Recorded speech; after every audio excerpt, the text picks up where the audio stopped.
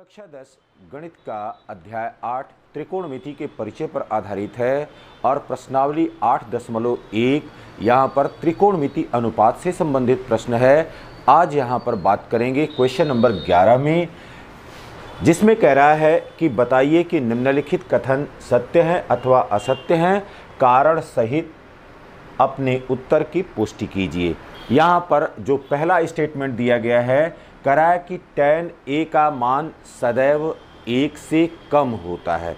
तो अब यहाँ पर देखिए बेटा, जो यहाँ पर स्टेटमेंट दिया गया है, कह रहा है कि सदैव 1 से कम होता है। इस चीज़ को देखिए, तो सबसे पहले आपने देखना है कि tan a यह बराबर होता क्या है।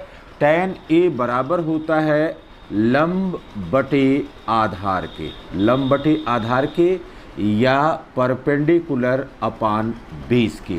अब यहाँ पर देखिए बेटा, यहाँ पर जब हम कोई भी समकोण त्रिभुज बनाते हैं तो उस समकोण त्रिभुज में यह तीन दशाएं हो सकती हैं ए बी सी, कि यह ए बी इस बी सी के बराबर हो जाए या यह ए बी यहाँ पर इस बी सी से बड़ा हो जाए। यहाँ पर ए बी सी यह बड़ा हो गया, या अगली दशा ये हो सकती है कि यहाँ पर यह ए बी यह बी सी से छोटा हो जाए। तो यहाँ पर लंब और आधार का कोई भी मान हो सकता है।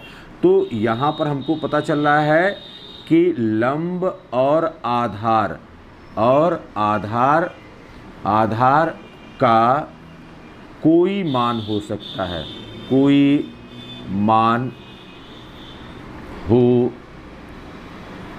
भी मान हो सकता है। तो इसका मतलब ये हुआ कि tan a का मान सदैव 1 से कम होगा। ये स्टेटमेंट क्या हो गया, यह स्टेटमेंट यहाँ पर असत्य हो गया, क्योंकि आप देख रहे हैं कि तीन कंडीशन यहाँ पर है कि यहाँ पर परपेंडिकुलर ये जो है बेस के बराबर हो जाए, या दूसरी कंडीशन है perpendicular is greater than base हो जाए, और तीसरी कंडीशन है कि यहाँ पर perpendicular is less than base हो जाए। ये तीन दशाएं हैं। तो कैसे केवल यही होगा कि 1 से कम हो जाएगा। तो 1 से कम भी हो सकता है, 1 के बराबर भी हो सकता है और 1 से ज़्यादा भी हो सकता है। फिर देखिए बेटा, दूसरे स्टेट में कह रहा है कि कोण ए के लिए या कोण ए के किसी मान के लिए सेक ए बराबर 12/5। अब सबसे पहले हमने जानना है कि सेक ए बराबर क्या होता है। तो अब जानते हैं सेक ए बराबर होता है यहाँ पर कर्ण बटे आधार के, कर्ण बटे आधार के। अब यहाँ पर देखिए बेटा, ये हो गया 12/5 यहाँ पर दिया गया है, कह रहा है कि सेक ए बराबर 12/5। इसका मतलब है कि यहाँ पर कर्ण इज ग्रेटर देन, किससे ग्रेटर होता है, यह लंब से भी ग्रेटर होता है और आधार से भी ग्रेटर होता है। तो अब यहाँ से ये पता चल रहा है कि जो यहाँ पर सेक ए का मान होगा, यहाँ पर सेक ए का मान होगा, यह सदैव 1 से अधिक होता है, सदैव 1 से अधिक होगा। तो यहाँ पर क्योंकि कर्ण का मान क्या दिया गया है, कर्ण का मान यहाँ पर 12 दिया गया है और आधार यहाँ पर किसके बराबर है, आधार 5 के बराबर है। तो यहाँ पर सेक ए का मान सदैव 1 से अधिक आएगा, इसलिए यह कथन क्या हो जाएगा, यहाँ पर यह कथन सत्य हो जाएगा। फिर देखिए बेटा, कॉस ए कोण ए के कोसेंट के लिए प्रयुक्त संक्षिप्त रूप है। तो अब देखिए बेटा, कॉस ए हम किसको लिखते हैं, कॉस ए ये है कोसाइन ए के लिए लिखते हैं, कोसाइन ए के लिए लिखते हैं।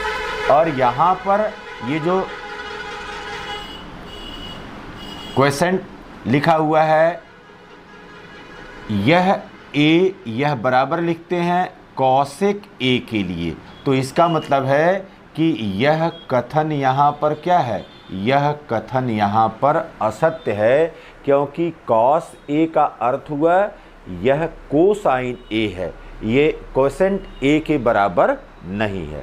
फिर कह रहा है कि कॉट और ए का गुणनफल है। तो आप जानते हैं कि cot A is not equal to cot into A, यह इसके गुणनफल के बराबर नहीं होता है। क्यों? क्योंकि यहाँ पर यह एंगल ए का कोटेंजेंट है, एंगल ए का यह कोटेंजेंट है, यह गुणा नहीं होता है, यह गुणनफल नहीं होता है। फिर देखिए बेटा, कह रहा है किसी भी कोण थीटा के लिए sine theta is equal to 4/3। अब सबसे पहले समझ लीजिए कि साइन थीटा बराबर क्या होता है। साइन थीटा बराबर होता है लंब बटे कर्ण के, लंब बटे कर्ण के। और यहाँ पर ये कह रहा है कि 4/3।